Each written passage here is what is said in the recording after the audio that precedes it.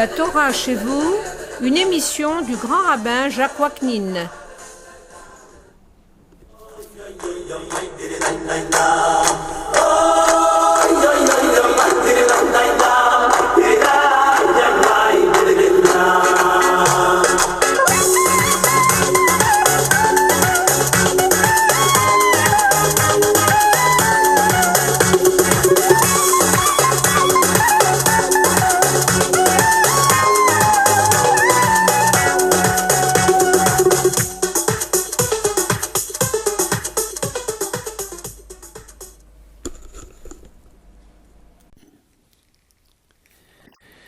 Chers amis, bonjour. La paracha de cette semaine porte le titre de Be'alotecha et fait suite dans son esprit à celle de la semaine dernière, la paracha Nasso. Je rappelle que le thème de tous les cours de cette année porte sur l'explication des titres de la paracha de la semaine. Donc cette semaine, c'est Be'alotecha. Dans Nasso, celle de la paracha de la semaine dernière, l'Éternel a ordonné à Moïse de recenser la tribu de Lévi et en particulier la famille de Gershon. Et le verbe choisi pour dire recenser, faire le compte des membres de la tribu, c'est Nasso, qui signifie en même temps élever le niveau spirituel et moral. Moïse doit rappeler aux enfants de Gershon qu'ils sont eux aussi importants et qu'ils peuvent eux aussi atteindre des sommets dans l'échelle sociale. Cependant, la Torah ne nous donne pas la recette pour aider autrui à faire ce progrès ou ces progrès et à espérer évoluer. Dans Be'alotecha, le titre de la paracha de cette semaine, Be'alotecha est en lui-même tout un programme d'éducation et une méthode pédagogique dont le symbole est la menorah, le chandelier à 7 branches. Rappelons tout d'abord que la Torah procède comme à son habitude, à savoir qu'à propos d'une action matérielle ou d'un incident, d'un événement, elle dégage des leçons de portée universelle, valables en tout temps et en tout lieu. C'est le cas aujourd'hui à propos de l'incident survenu lors de l'inauguration du sanctuaire. Replaçons l'histoire dans son contexte. Nos sages font remarquer que la succession des deux textes qui se suivent, celui concernant les offrandes, des Nessim, c'est-à-dire des chefs de tribu, et l'ordre d'allumer la menorah, le chandelier du sanctuaire, par Aaron, eh bien cette succession des deux événements n'est pas fortuite.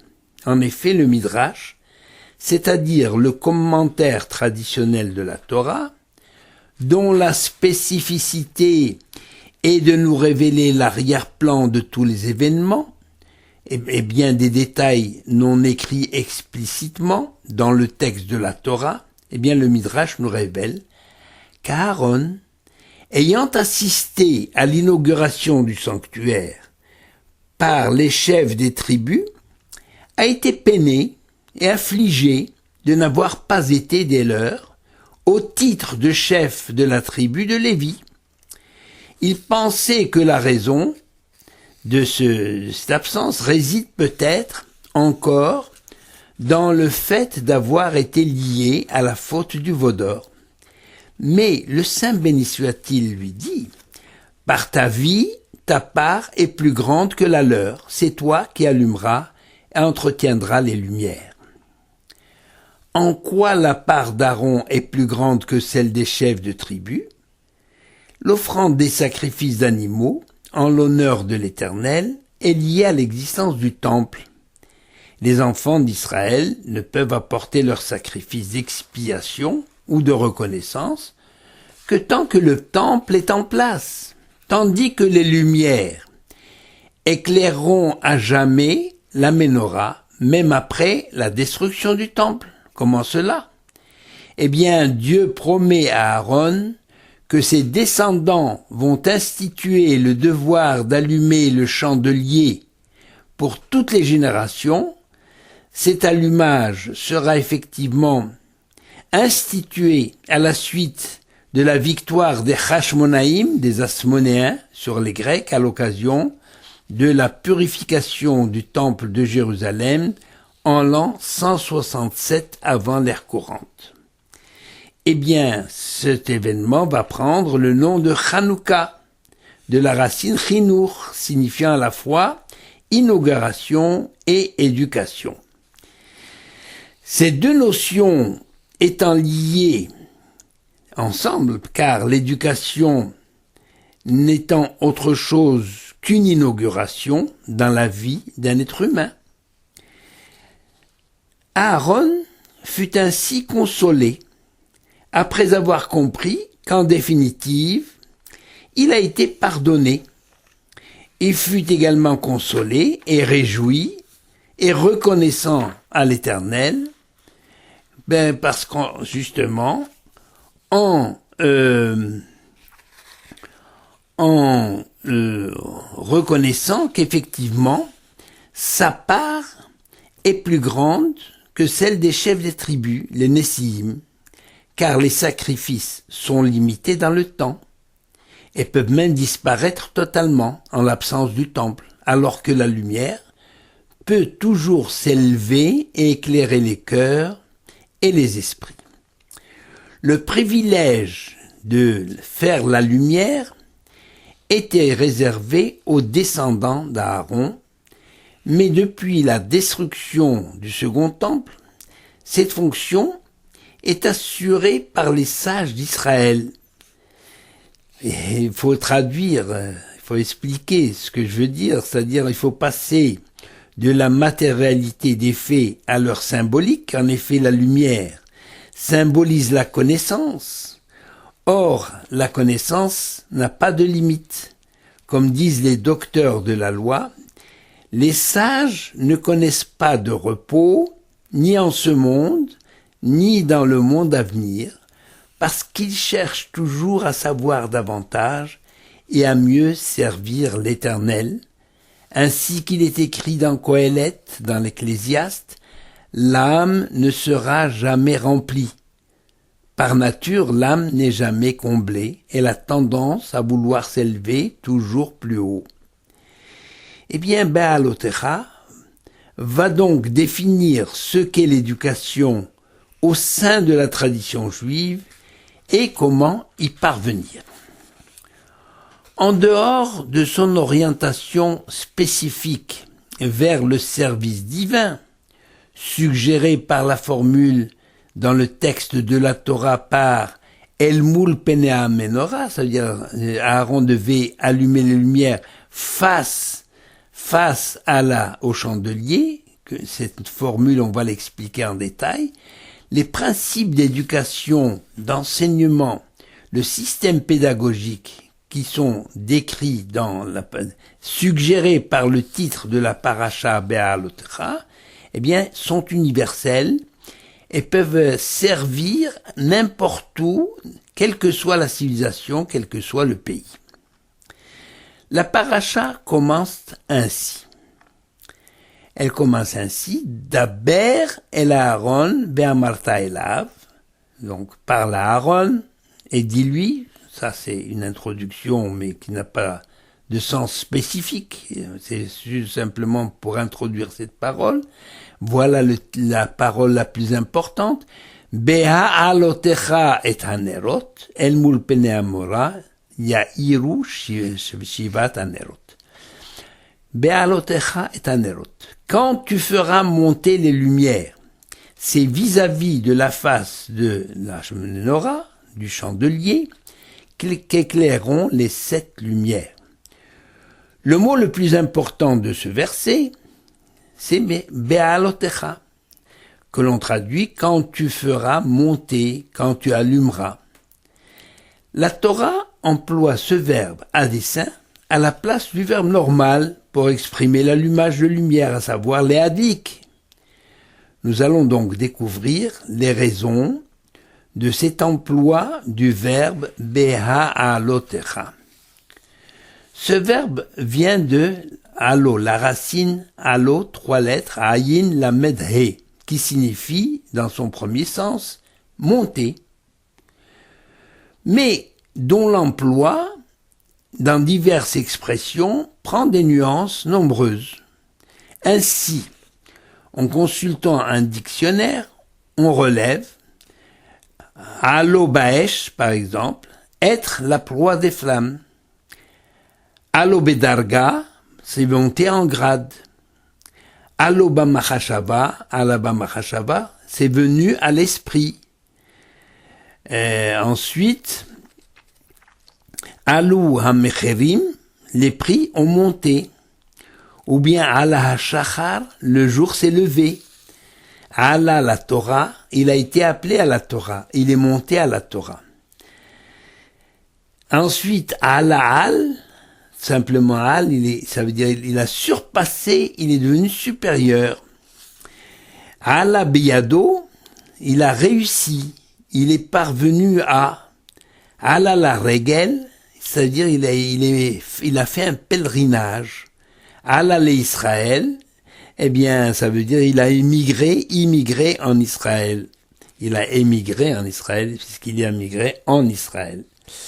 Eh bien, bien sûr, la Ola, c'est le sacrifice qu'on appelle holocauste. C'est un sacrifice qui y est entièrement brûlé. Mais on peut dire aussi italé, ça veut dire il a exalté, il s'est enorgueilli. Ou bien des maalot. Le maalot, shira maalot, c'est les degrés pour monter. Ou bien finalement, je vais citer un mot que dont vous pourrez vous souvenir facilement, c'est l'ascenseur, qui se dit ma'alit, ça vient de halo, de la même racine halo, parce qu'il est facile à retenir par la réalité, l'image que l'ascenseur suggère, parce c'est-à-dire il monte, il fait monter. Il monte et il fait monter. Il s'élève et il élève. Et ça se retrouve donc, l'expression toujours de tous ces mots, ce qui les relie, c'est la notion d'élévation, la notion d'être plus haut. Juste une remarque à propos du mot Aliyah, pour désigner l'immigration en Israël. La Torah a choisi ce mot de monter, car la terre d'Israël se trouve à une haute altitude par rapport au pays d'Égypte. On dit les enfants d'Israël sont montés d'Égypte pour se rendre en terre promise. Et la tradition a conservé ce mot pour désigner toute démarche pour rejoindre le pays d'Israël. La terre promise est donnée à Abraham, Isaac et Jacob et à leurs descendants. La tradition a donc conservé ce mot de Aliyah à cause de sa connotation spirituelle.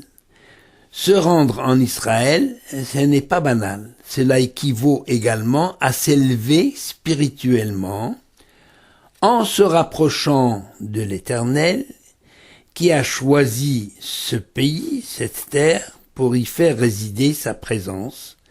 Cette terre d'élection.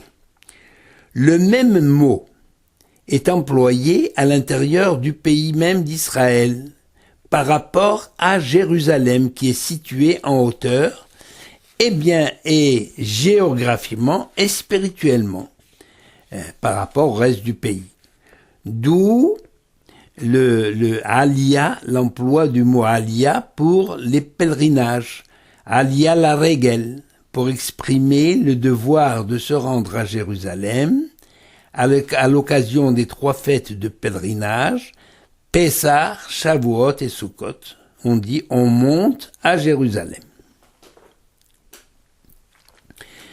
Attachons-nous à présent à décrire le phénomène d'allumage de la menorah sur le plan matériel pour mieux comprendre la symbolique de l'allumage au niveau de l'éducation. En fait, le service de l'allumage consiste surtout dans la préparation de la menorah, du chandelier, au niveau des mèches et du combustible. Ce service est réservé aux Kohanim, aux prêtres, car l'allumage proprement dit peut être confié à n'importe qui, à un zar, ça se dit à un étranger à la tribu des Kohanim. La clarté de la lumière dépend de la qualité de la mèche et de la qualité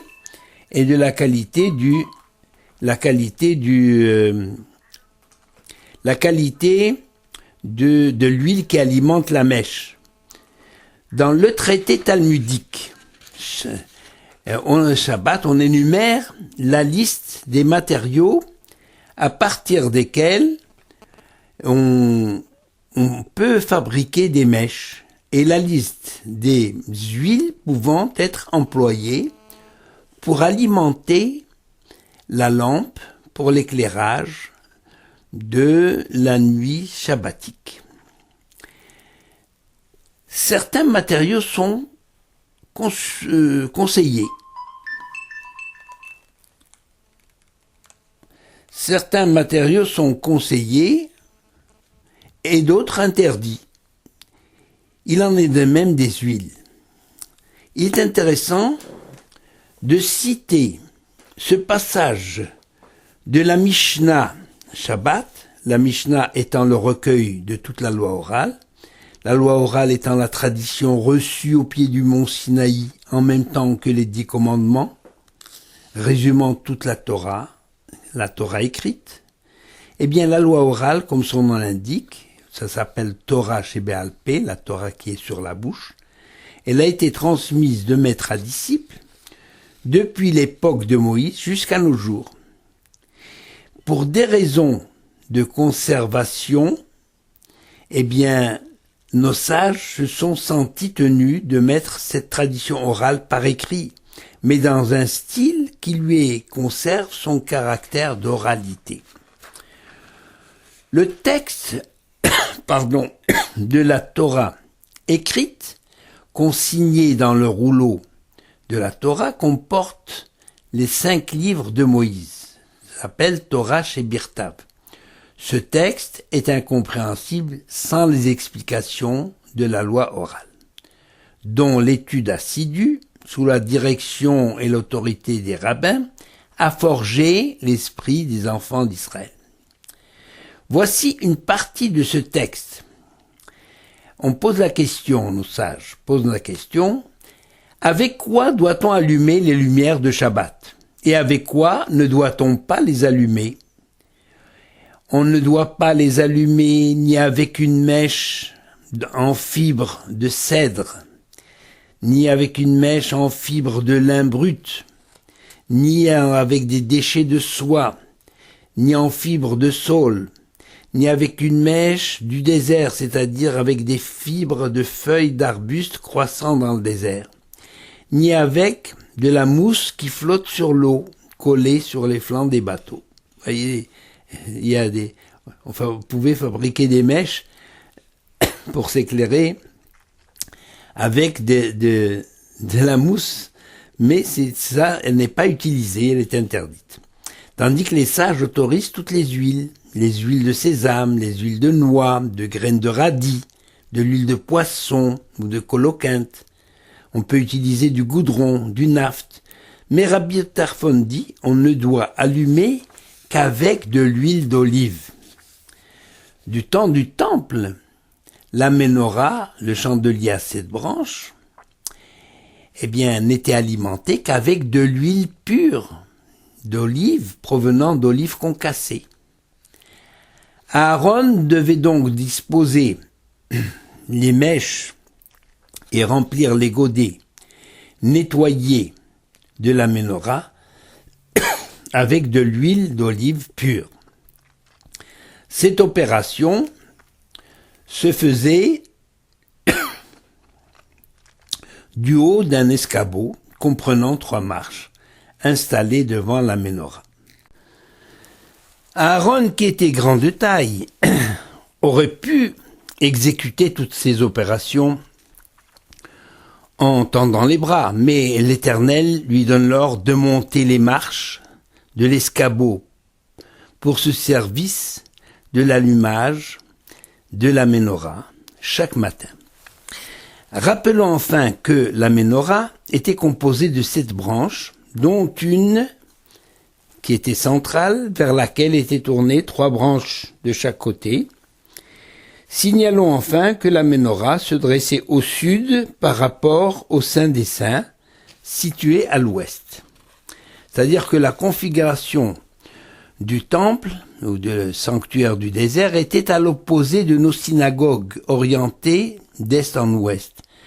L'Arche sainte étant située à l'est et la porte d'entrée à l'ouest. C'est ainsi que c'est dans nos synagogues, alors que dans le temple, où le Saint des Saints était à l'ouest et l'entrée du sanctuaire à l'est. En regardant le Saint des Saints, la menorah donc se trouvait à gauche, c'est-à-dire au sud. C'est d'ailleurs au sud que, de nos jours, on place la Hanoukia, c'est-à-dire le chandelier à 9 branches, à l'occasion de la fête de Hanouka. On le place au sud, dans la synagogue, c'est-à-dire à droite du Echal. C'est ça, au sud, à droite du Echal, puisque le Saint des Saints se trouve justement à l'est. Nous allons à présent essayer de dégager tous les aspects de ces descriptions dont les symboles peuvent nous intéresser dans notre vie quotidienne, illustrant ainsi la raison d'être de la Torah, à savoir que la Torah doit nous servir de guide pour nous aider à vivre pleinement le temps qui nous est imparti sur cette terre. Et tout d'abord, comment est-il possible qu'un homme tel qu'Aaron, un homme connu pour sa bonté, sa générosité, son humilité, qu'un tel homme puisse être attristé, pour ne pas dire touché dans son amour-propre, un homme vexé du fait de n'avoir pas été associé à la cérémonie des offrandes à l'occasion de l'inauguration du sanctuaire.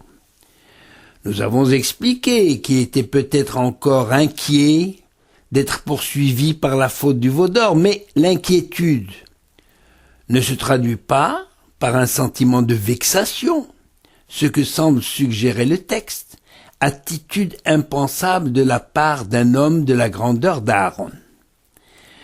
Nos sages ont donc voulu chercher une autre motivation et ils ont trouvé que, en considérant le comportement, des porteurs du cercueil de Joseph, qu'Aaron a peut-être inspiré. En effet, nous savons qu'en certaines circonstances, une personne est dispensée d'accomplir certaines mitzvot, c'est-à-dire certains commandements, certaines ordonnances. Par exemple, un malade dont la vie est en danger n'a pas le droit de jeûner le jour de Kippour. Ou bien, les parents appartenant l'un ou l'autre à la tribu de Lévi, c'est-à-dire si l'un des conjoints s'appelle Cohen ou Lévi, eh bien, le premier-né de la famille est dispensé du Pidyon Ben, du rachat du premier-né. On a eu l'occasion d'expliquer ce rachat du premier-né. Lorsqu'on est dispensé d'une mitzvah, c'est-à-dire d'un devoir, il n'est pas nécessaire de chercher à le remplacer ou de se forcer à l'accomplir. Aaron était dispensé de participer à la cérémonie. Il n'y était pas invité, car Dieu lui réservait une autre tâche plus importante, ce qu'Aaron ignorait. Mais il en a conçu une grande tristesse, non pas parce qu'il était vexé, mais parce qu'il aurait voulu rendre gloire à l'Éternel et il n'a pas pu le faire. Voyez, l'empêchement d'accomplir une mitzvah, une action en l'honneur de l'Éternel, a rendu Aaron très triste, bien que rien ne l'obligeait à accomplir un tel acte, puisqu'il en était dispensé. Eh bien, les porteurs du cercueil de Joseph ont eu la même réaction, j'ai dit peut-être inspirée par Aaron. La loi prévoit que seules les personnes qui sont pures et circoncis, ce sont seules ces personnes qui peuvent offrir le sacrifice pascal, le sacrifice de Pessah, et participer au cérémonial de Pessah. Ça, c'est du temps du temple. C'est ce que l'on appelle, nous, le Seder de nos jours. Mais aujourd'hui, tout le monde peut participer au Seder. Or, les porteurs du cercueil de Joseph étaient contaminés par le cadavre de Joseph, c'est-à-dire ils étaient impurs, parce que le cadavre d'une personne est considéré par la tradition comme la source de toute impureté rituelle. Donc, étant impurs, du fait du contact avec un mort, ces porteurs étaient dispensés d'offrir et de consommer le sacrifice de Pessah. Or, que nous rapporte la Torah dans notre paracha au chapitre 9 ? Des hommes qui étaient impurs du fait du contact avec un mort, ne pouvant faire Pessah comme tout le monde, en son temps, le 14 Nissan, sont venus trouver Moshe en lui disant « Nous sommes impurs pour avoir un contact avec un mort. » Surtout que c'est une mitzvah, ils accomplissaient une mitzvah en transportant le corps de Joseph qu'ils avaient pris avec eux à la sortie d'Égypte et qu'ils ont conduit jusqu'à Shrem où ils résident.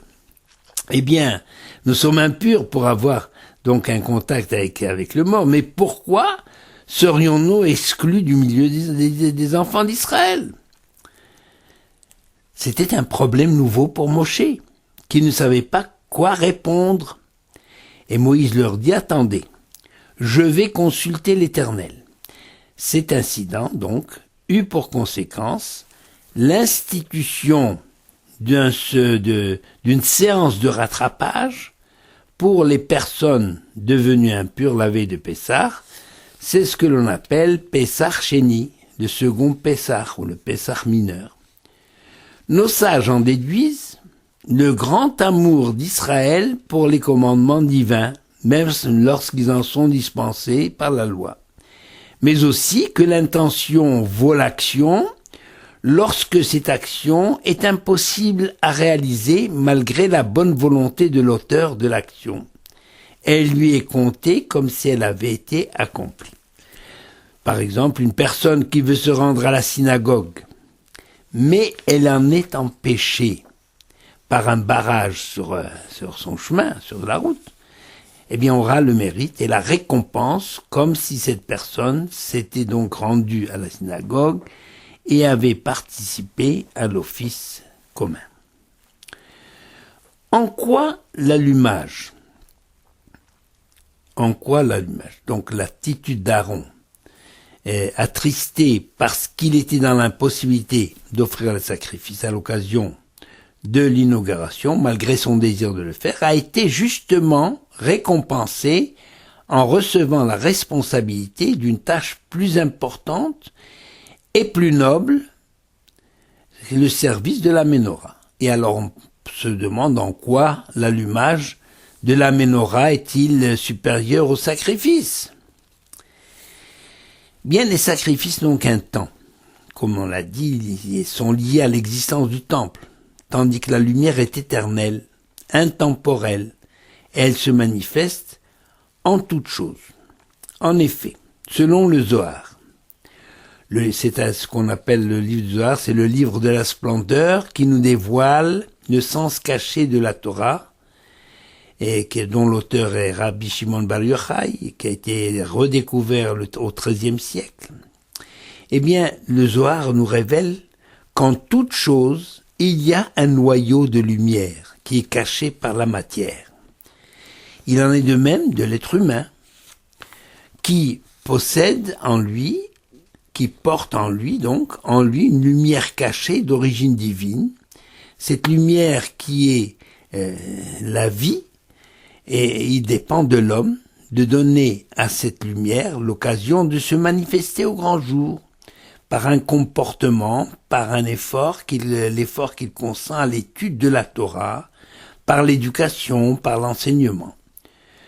Ne dit-on pas couramment qu'un tel professeur a donné un enseignement lumineux? Que veut dire lumineux? Ça veut dire qu'il y a, en toute chose, il y a une lumière, et ce professeur a réussi à dégager la lumière, à faire un feu d'artifice de son cours. D'où les interprétations de Beha'alotecha, appliquées au chinour, c'est-à-dire à l'éducation, à l'enseignement. Rashi dit, à propos du verbe Beha'alotecha, lorsque tu feras monter la flamme, l'allumage doit se poursuivre jusqu'à ce que la flamme monte d'elle-même. Si on transpose au niveau de l'éducation, une bonne éducation, un enseignement de qualité, ne se vérifie que lorsque l'enfant ou le disciple peuvent s'élever par eux-mêmes, lorsqu'ils sont suffisamment préparés pour savoir poursuivre le chemin tracé après avoir accédé à leur indépendance, c'est-à-dire lorsqu'ils ne sont plus dépendants de leur maître ou de leurs parents. Le maître ne doit pas se contenter d'exposer la leçon, mais il lui faut s'assurer que l'élève a bien compris le sujet et qu'il le maîtrise. C'est là d'ailleurs une règle évidente dans toute bonne pédagogie. Mais ce que la Torah nous apprend de nouveau, quand elle parle de connaissance et d'enseignement, il ne s'agit pas uniquement d'une technique de la connaissance. Elle s'intéresse également à la qualité morale et spirituelle de l'élève qui, grâce à l'enseignement reçu, doit sentir qu'il s'affermit dans sa foi, qu'il grandit dans le domaine moral et spirituel. Allant plus loin, nos sages font remarquer que le verbe Beha'alotecha, qui peut être traduit à la fois par faire monter, mais aussi monter tout court, monter.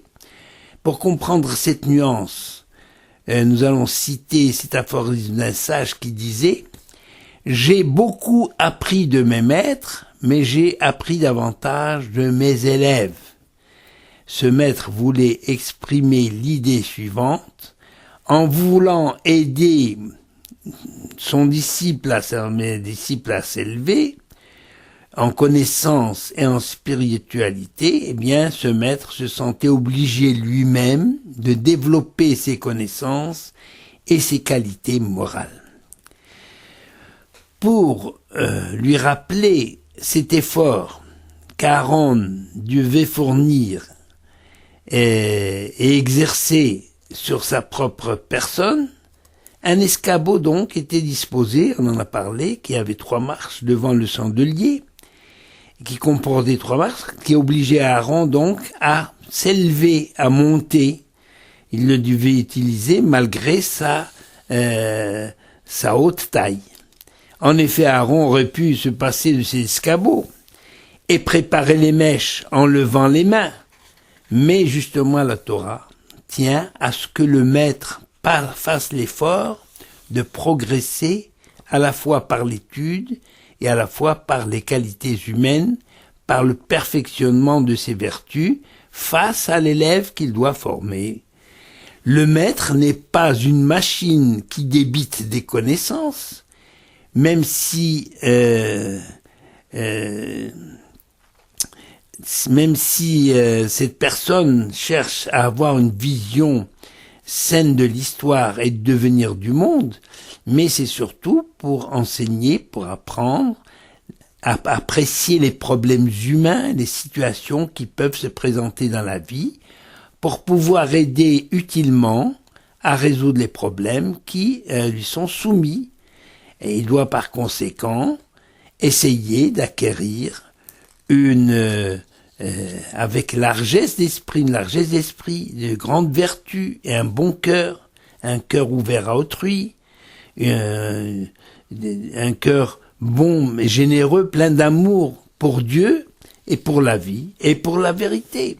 Ça veut dire que le maître, eh bien, il a beaucoup de de qualité, comment dirais-je, beaucoup de travail à faire sur lui-même pour être, non pas un être parfait, parce qu'il n'existe pas d'être parfait sur terre, mais au moins d'essayer d'être à la hauteur de sa tâche. Le Rav Wolbe cite une liste de nos grands maîtres, de nos grands hommes, qui ont marqué l'histoire du peuple juif. Et il fait remarquer que leur grandeur réside justement dans leur contribution à la formation du caractère des enfants d'Israël tout au long des générations. Parce qu'ils sont à la fois nos guides et notre lumière, à commencer par Abraham, choisi par l'Éternel, qui témoigne à son sujet, c'est l'Éternel qui témoigne au sujet d'Abraham, car je sais qu'il éduquera ses descendants et sa famille à garder mes voies et à pratiquer la droiture et la justice. C'est écrit dans la Genèse au chapitre 18, verset 19. Abraham nous a appris ce qu'est l'hospitalité, ce qu'est l'amour du prochain, de l'inconnu. Il nous a indiqué la nécessité d'avoir parfois mené une lutte armée pour défendre le droit, la justice et la personne humaine. Moïse, le plus grand des prophètes, a été l'homme le plus humble que la terre ait jamais porté, et qui, malgré sa grande humilité, a su diriger tout un peuple, j'allais dire à la nuque roide, un peuple difficile, avec une main de fer, mais aussi avec sollicitude, avec affection, et sans tirer le moindre profit et le moindre avantage de sa situation, comme cela se produit sous nos yeux dans bien des pays du monde, à l'occasion des scandales qui sont révélés à l'occasion des scandales qui éclatent de temps à autre. Plus tard, des maîtres comme Hillel et Shammai, Rabbi Akiva, ou bien Rabbi Shimon Bar Yochai, ou bien Rabbi Yehuda Hanassi, l'auteur de la Mishnah, c'est-à-dire la rédaction de la loi orale, l'auteur de la rédaction de la loi orale il y a près de 2000 ans. Et tous ces sages qui sont encore pour nous des modèles de dévouement et de fierté d'être des serviteurs de Dieu. Des modèles d'efforts intellectuels dans l'étude de la Torah et de dignité dans le comportement. Et plus près de nous, le Gaon de Vilna, le Chafetz Chaim, le Staipeler, le Chazon Ish, encore plus près le Rav Ovadia Yosef, qui a été accompagné à sa dernière demeure il n'y a pas si longtemps, il y a quelques mois, par près d'1 million de personnes. 1 million de personnes, hommes, femmes, enfants, juifs de tous bords, religieux, non religieux, Ashkenaz, Séfarades, car tous ont considéré qu'il était un maître et qu'il a lutté pour son peuple. Car comme tous nos maîtres, qu'il est impossible de les citer, il nous faudrait des journées entières. Des maîtres qui ont œuvré pour l'unité du peuple juif, qui ont contribué à sa pérennité, à sa richesse spirituelle, à son dynamisme, et qui a son esprit réfléchi et inventif.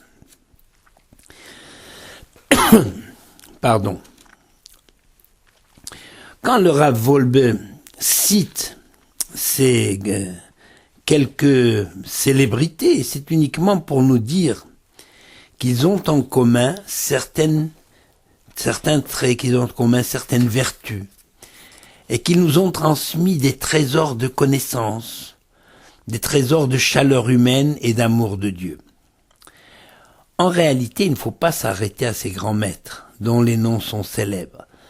Nous possédons certainement aujourd'hui autant de grands esprits, autant de grands savants.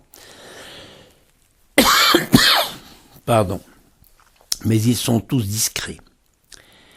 Et c'est grâce à ces hommes de valeur que le peuple juif assure sa pérennité en attirant sur lui la bénédiction divine. Ce qui se passe sous nos yeux illustre véritablement l'ordre adressé par l'Éternel à Aaron, Be'alotra et Anerot, quand tu feras monter la lumière, quand tu allumeras le chandelier, symbole de la sagesse, et de la sagesse de la Torah, le chandelier avec ses 7 branches, symbole des 7 sagesses existant dans le monde, des 7 sciences qui ont permis à l'humanité d'avancer, eh bien, cet ordre n'est pas resté lettre morte. La lumière qu'Aaron allumait chaque matin dans le sanctuaire continue de se perpétuer au travers des générations, de génération en génération, avec plus ou moins d'intensité, évitant ainsi au peuple juif de sombrer dans la banalité et la tristesse du monde moderne. Be'alotecha est devenu en quelque sorte un slogan du peuple juif, qui doit toujours essayer de s'élever, de parfaire sa vie intérieure. C'est l'avertissement que Rav Dessler a donné aux jeunes de sa génération. Rav Dessler, c'est l'un des artisans du renouveau de l'étude de la Torah dans le monde moderne. Il a attiré l'attention sur le caractère futile, presque enfantin du monde moderne, avec tous ses gadgets et la recherche des plaisirs immédiats, non pour dénoncer et fustiger, mais uniquement pour encourager à prendre conscience de la chance que nous avons de pouvoir préserver ce qu'il y a de pur et de lumière en nous. Rav Dessler rappelle la prophétie de Jérémie. Que le sage ne se vante pas de sa sagesse, que le puissant ne se vante pas de sa puissance, que le riche ne se vante pas de sa richesse.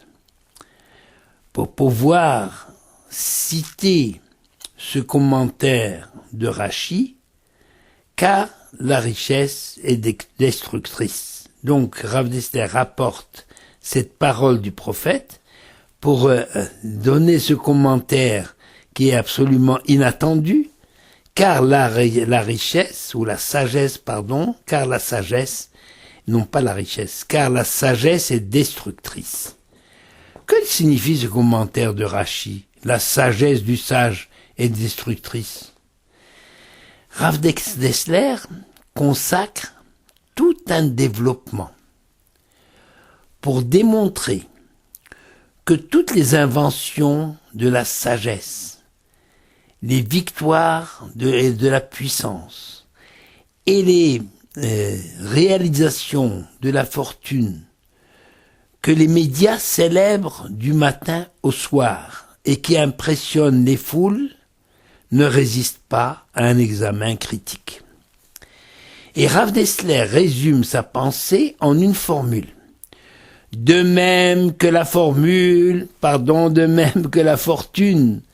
peut conduire son possesseur à sa perte, il existe un savoir qui peut apporter à ses détenteurs le désastre, et de montrer combien la vie des hommes aujourd'hui a perdu en qualité de vie, combien l'homme moderne, esclave de ses propres inventions, vivant dans la crainte du lendemain, n'ayant plus le sens des valeurs ou de la valeur personnelle, de la maîtrise de soi, il est dominé par toutes les facilités, au point de perdre toute notion de patience dès qu'il ressent un manque, tel un jeune enfant qui trépigne de colère et d'exigence dès on tarde à lui donner le jouet sur lequel il a jeté son dévolu.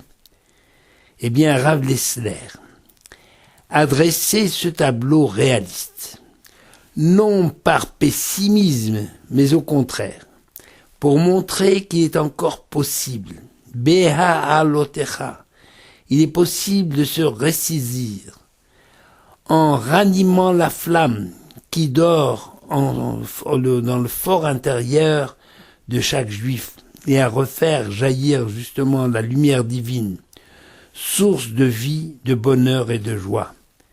Voilà quelle est la leçon que nous donne Beha'alotecha, ce simple titre de la paracha, Shabbat Shalom.